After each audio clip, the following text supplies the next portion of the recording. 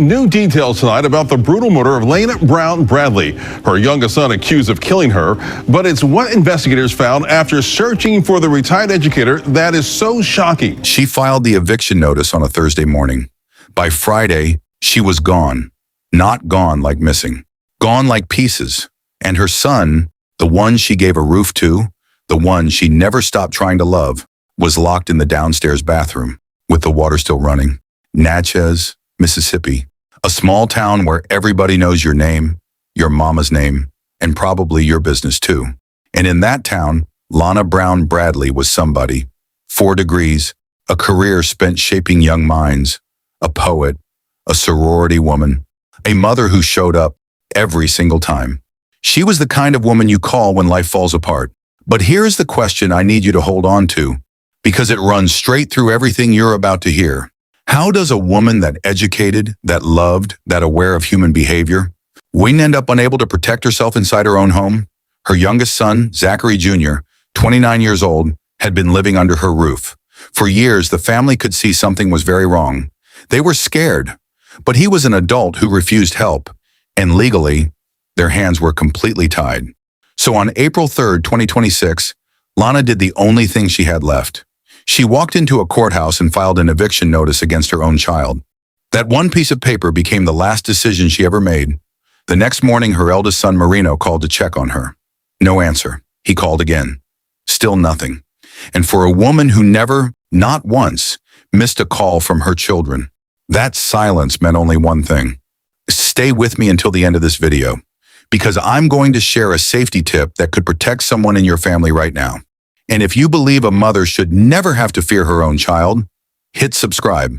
This channel exists for people like Lana. Lana had advanced degrees in human behavior and child psychology, and she still couldn't see it coming. So tell me, if one of the smartest women in that town couldn't protect herself inside her own home, what does that say about the rest of us? Drop your honest thoughts in the comments. Welcome to True Crime Footprint, where we unveil the darkest mysteries and the most terrifying true crime tales. Kindly hit that like button, subscribe to this channel, and turn on the notification bell so you never miss any of our new stories. Your support keeps these stories alive. Here's the part nobody wants to say out loud. Zachary wasn't a stranger. He wasn't some outside threat. He was her son. He sat at her table. He slept under her roof.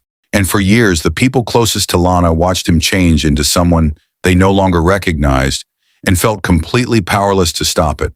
To the outside world, Zachary Lavelle Jackson Jr. looked normal, 29 years old, employed by his own father, trained in precision piping, an industrial field that requires mastery of measurements, structural load, and how materials move through systems. Law enforcement would later describe him as very calculating and smart, but the family had been quietly terrified for years. They didn't believe he was mentally sound. And every time they tried to get him help, he refused. Because legally, you cannot force an adult into treatment against their will. So they managed, they adjusted, they hoped. Then the day before Lana filed that eviction notice, Zachary threatened her directly. That was the moment she stopped hoping and started moving. She had spent her entire career reading human behavior, spotting what others missed, helping families understand their children before problems became permanent. And even she waited until a direct threat before she took legal action. Think about that. When investigators later connected his precision piping training to what was found inside that house, even the most experienced law enforcement in Mississippi went quiet. Because what he allegedly did next didn't just require anger. It required knowledge. It required planning. If the idea that a son could allegedly do this to his own mother makes your stomach turn, hit that like button. Not for the algorithm, for Lana. The least we can do is make sure her story reaches as many people as possible. The family knew something was wrong for years, and legally there was absolutely nothing they could do. Is that a broken system, or do you think the family could have done more? Leave your real, honest opinion in the comments. When Adams County deputies arrived at the home on Melanie Road, they didn't find signs of a struggle. They found something worse, a house that had been scrubbed. The floors were so slippery deputies could barely stand on them, and the smell hit them before they were fully inside. April 4th, 2026. Marino McDaniel hadn't heard from his mother in one day. Just one day, but he knew her. She never missed a call, never ignored a text, never left her children wondering. So he called the Adams County Sheriff's Office. At the home, everything looked ordinary on the surface, but the details told a different story. Her car still in the driveway, her keys inside, her purse inside, her phone inside. Lana Brown Bradley had never left this house. From the back of the home came the sound of running water, a locked bathroom door. Deputies knocked, and then waited. When that door finally opened, Zachary stepped out calm, talkative, almost relaxed, but in the toilet behind him was a dark substance that stopped every single deputy in their tracks. The search expanded outside, into the yard, into the woods. Deputies went one direction, family members went another. Then a scream cut through the trees. "It's a head! It's a head!" Lana's head was found in the woods. A suitcase nearby held more of her remains. Back inside the house, investigators called a plumber. The toilet was pulled from the floor. What was found inside the pipes confirmed what no one wanted to believe. The forensic pathologists who processed that scene made a statement that traveled across the entire state of Mississippi. They said they had never in their entire careers seen anything like this. Not here, not anywhere. And the reason why is what I need to tell you next. I'll be honest, not everyone watching this will subscribe today. That's fine. But if that's you, go to the comments and tell me why. Tell me what this channel needs to do better. And if someone in your life needs to hear this story, share it right now. That costs you nothing. Zachary was described as indifferent and talkative when deputies walked in. No panic, no tears, just calm. What does that tell you about the kind of person we are dealing with here? Because I think that one detail says more than any piece of evidence ever could. Tell me what you think. After searching for the retired educator, that is so shocking. Adams County Sheriff Travis Patton sat down with me one-on-one. We must warn you that some of the details from the crime are graphic. What started out as a welfare check on Melanie Road in Natchez on April 4th has shaken this historic city on the river. That night, I felt like changed every last one of us. Longtime and respected member of the Adams County community and retired educator, Lana Brown Bradley, was dead. But that's not all. It's the way she died. This was one of those cases that you will never, ever forget in your life. This is the type of case that follows you home. Deputies were called to this home after her oldest son couldn't reach his mother the previous day. Two of her other sons lived in the house with her.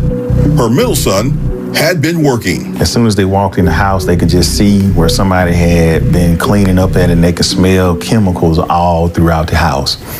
Floor was extremely slippery, and the oldest son said that this is just unusual for the youngest son to be cleaning up the house like that. The youngest son, Zachary Jackson Jr., was found locked in a downstairs bathroom where deputies could hear water slashing. And the fact that when he opened that bathroom, deputies could see a black substance in the toilet that wasn't described as anything that would come, from your body in that way. They were disturbed at what they were seeing. So the sheriff ordered a full search of the area. The property sat on about 2 acres of land and was surrounded by heavily wooded areas with a bayou and creeks. So they called for help from the Mississippi Bureau of Investigations. Time was not on their side as storms were coming and evidence could be lost. Family members went to the left. My deputies went right. Next thing you know, as both my deputies and the family were trekking through this wooded area, the deputies heard a scream. They heard someone yelling, "It's a head. It's a head." And of course, everything changed at that point. It was like they were frozen in time because nobody could believe what they were hearing. They also found a suitcase, but their biggest find would be inside the house after the sheriff called in a plumber to remove the toilet. I can say what was in the toilet, and it was her flesh. He chopped her up in pieces. He dismembered her in a way where he knew that whoever came looking for her were going to have to do their due diligence, and they were going to have to go above and beyond to find her. And that's what we did. We found her. We found where he started to dispose of her at, and we had to get excavators out to get the rest of her. Here's where it gets really disturbing. Not just what happened, but how it happened. Because this wasn't chaos. This wasn't a panicked man making desperate decisions. This was methodical, calculated, almost engineered. Zachary Jackson Jr. was trained in precision piping. That discipline requires a person to understand measurements, structural load, and how materials, including biological ones, break down and move through a contained system. Sheriff Travis Patton made the connection directly. He linked Zachary's technical training to the method allegedly used to dispose of Lana's remains through the home's residential plumbing. That detail changes everything about how we understand this crime. This was not a man who panicked. This was a man who, according to investigators, he had approached the worst thing a human being can do to another human being, like a technical problem to be solved. The charges tell the full story. First-degree murder, meaning deliberate and planned intent to kill. Second-degree murder, meaning extreme recklessness toward human life. Mayhem, which is Mississippi's legal term for dismemberment. And tampering with evidence, covering the floors in chemicals and using the home's plumbing to destroy what remained. Sheriff Patton said it plainly. Being mentally unstable does not mean someone is legally incompetent. The cleanup, the timing, the method, all of it points to a person who knew exactly what he was doing and exactly why he needed to hide it. Lana knew something was wrong. She went to court. She tried every legal option available to her. It still wasn't enough. Where I promised you a safety tip in Chapter 1. Here it is. If someone in your home is making threats, document everything. Date it. Time it. Write down the exact words used.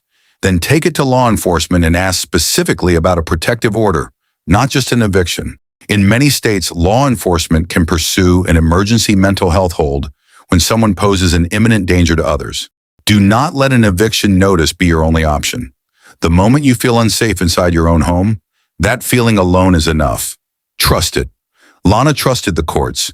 She deserved far more options than that. Lana spent her career protecting young minds. This channel protects her memory. If you believe her story should never be forgotten, subscribe and turn on notifications. Because the next story we tell might be someone's neighbor, someone's friend, thus someone you love, and you will want to be here for it. The system failed Lana. But at what exact moment? When the family couldn't force mental health treatment? When the courts moved too slow? Or the moment she had to choose between evicting her son and her own survival? Which moment was the real point of no return? Leave your answer below. We had never seen anything like this before in this state. And even when the crime lab, when we submitted, Ms. Bradley to the crime lab, they have never even seen anything like this. They flew in people from Syria and from Germany, if I'm not mistaken, to do the autopsy. And no one has ever seen anything like this. And as far as the scene, when you walk in, you wouldn't have even known it because he had cleaned everything up. And so deputies had to do their due diligence, and it ended up being one of the worst homicides that this state has ever seen. We talked to Lana's brother and sister who were in the courtroom, but they declined to speak on camera. Now, they say this is a heavy situation for their family. Zachary Lavelle Jackson Jr. was arrested and charged with first and second-degree murder, mayhem, and tampering with evidence. The case is now moving through the Mississippi judicial system. But for the people of Natchez, for Marino, for McHale, for Zuri, no verdict will ever fully feel like enough. This was a town that knew Lana, knew her face, her work, what she stood for. Her murder didn't just take a woman, it took something from the entire community, a belief that people who dedicate their lives to others are somehow protected from this kind of end. They are not. Lana held 4 degrees. She advocated for gifted children who needed someone in their corner. She wrote poetry. She served through her sorority. She gave her life to the belief that education could change people for the better. And the son she housed, loved, and refused to give up on allegedly used his own technical education against her. That contrast is almost too much to hold. Sheriff Travis Patton described this case as frozen in time, not because of the investigation, but because of what it represents. A failure of the mental health system, a failure of the legal system, a failure of every safety net that was supposed to catch this before it ever reached a courthouse. Was justice really served if the system Lana trusted could not even keep her alive? To the family of Lana Brown Bradley, to Marino, Mikkel, Zuri, and every student, colleague, and friend she ever touched, we honor everything she was and everything she gave. May she rest in the peace she gave so freely to everyone else. If you stood with Lana today, like this video so her name travels further. Share it so someone learns the warning signs in time. Subscribe and turn on the bell notification so you never miss a story like this one. At what point does loving someone unconditionally become a danger to your own life? Lana had 4 degrees, a lifetime of service, and a son she never stopped loving. None of it saved her. So who gets to make that call? And when is it already too late? Leave your answer below.